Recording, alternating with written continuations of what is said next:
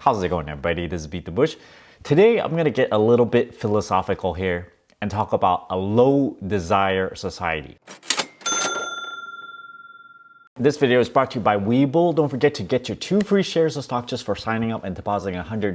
Webull now officially supports buying and selling of Dogcoin, which is something I personally bought into. Check out the referral link down in the video description below. Now, I have to admit, I haven't been uploading very regular lately because of my lack of enthusiasm. Sort of this low desire thing. I guess I am part of this low desire society. I think all of this starts with Japan, right? Marie Kondo, tidying up. You're trying to get rid of stuff. Minimalism. More experiences are better than hoarding a whole bunch of consumer items or luxury things, luxury cars, giant mansions that is gonna take you a lifetime to pay off. I've always talked about spending less, but not in the context of low desires. When you spend less, you can retire earlier and earlier. For example, if you only spend half of your income and you save the other half, every single year you're essentially saving enough for 1 full year of retirement. So if you work 30 years, you can retire for a full 30 years. If you only spend 10% of your income and you save 90% of it, and this is a really hard thing to do because you have to either earn a lot of money or you spend really, really little. It's really, really hard to get it under, let's say, $15,000 per person. And so if you do the math, 15,000 is only 10% of your salary, then you're essentially making 150K. This is possible in the Bay Area if you're an engineer, doctor, lawyer, or whatnot. But for many blue collar jobs, this is really, really hard. So if you only spend 10% of your income and save 90% of it, you're essentially saving 9 years of retirement for every single year that you work. You don't have to do many years of these in order to save enough for the rest of your life. Work 10 years, you saved 90 years. So therefore, you don't have to do this. You only need to, let's say, work 5 years and you save 45 years of retirement. When you're trying to minimize your spending, you automatically sort of have a lower and lower desire for material goods. Because if you say, hey, I don't need to buy this expensive coffee machine or this expensive handbag, you are essentially tampering yourself to lower your desires. People these days don't even want a house. Why? Is because it's too expensive. For people entering the market right now, if you are on the coastal cities, it's essentially $1 million. Every $250,000 that the house is worth, it will cost you roughly about $1,000 in payments every single month, given the current interest rate. $1 million house is essentially going to cost you roughly $4,000 every month. Expanded over an entire year, this is about $50,000. That's going to come out of your after-tax income. You have to earn a lot of money, and a huge chunk of it, $50,000, is going to go towards the house. So young people, they look at this and go, this is not a really good proposition, because if it's going to take $50,000 every single year for the next 30 years in order to pay off this house, why do this? It's not even worth it anymore. So why not just, blow all this up and, live in a van? Why don't I find alternative methods that's not going to cost me my life in order to buy a house? In urban cities like San Francisco or New York, you don't even need a car. So you just kind of toss that out the window. Don't even think about getting a car and just ride the subway everywhere. Kids are also too expensive. You can see people not wanting to have kids, or maybe they might want to choose having fewer kids instead. Personally, my desires are also pretty low. I probably slacked off a little bit on this YouTube channel because if I've earned enough money, why am I striving so hard to make more and more content, make more useless content? I really, really try to not make any more useless content out there, which is most of the material that I ever see on YouTube. If I go on there, I watch a video, it's some clickbait thing, and then I watch it and then thinking that I'm gonna learn a certain thing due to the title, and then I come out of it feeling stupider than before. It might just be like a little bit entertaining here and there, but that's all I ever get out of videos most of these days.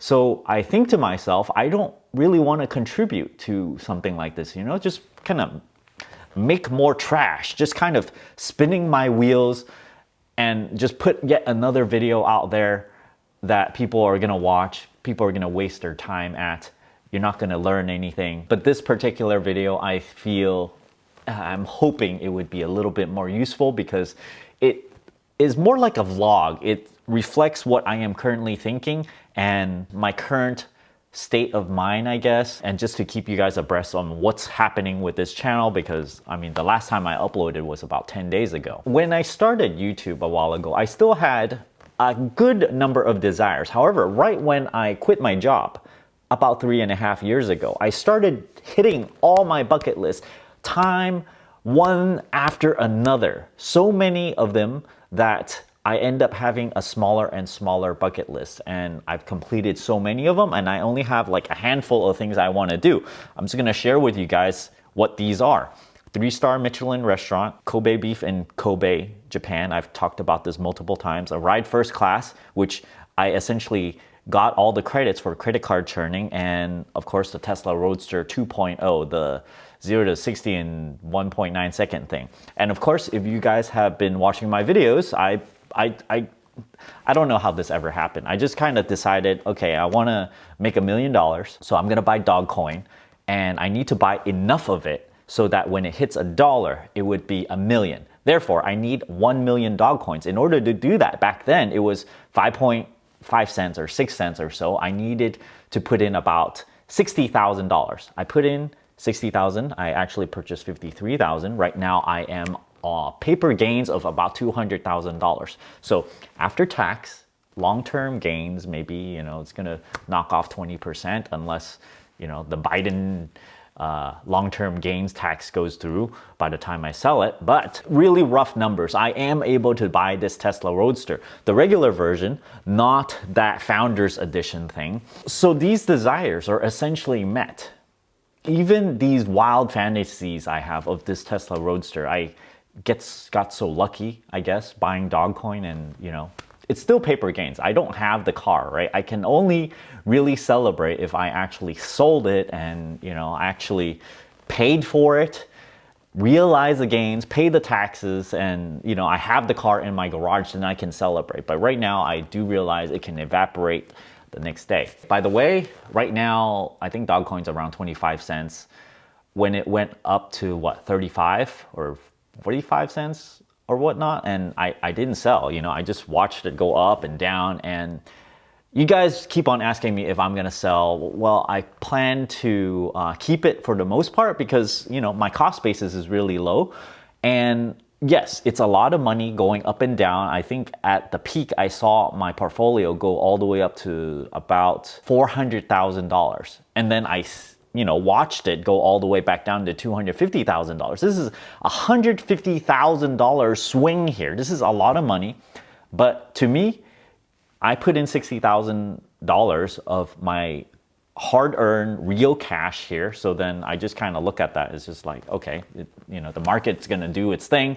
I know cryptos is very, very volatile. So it's going to do all kinds of, you know, really, really high percentage changes. So when you're retired like myself and you basically have everything that you ever want. I have everything that I want, pretty much. Not the Tesla Roadster though, but I'm gonna get that probably, maybe, eventually. So you start thinking, what is the meaning of life? Is it like 42? Is the meaning of life to retire early?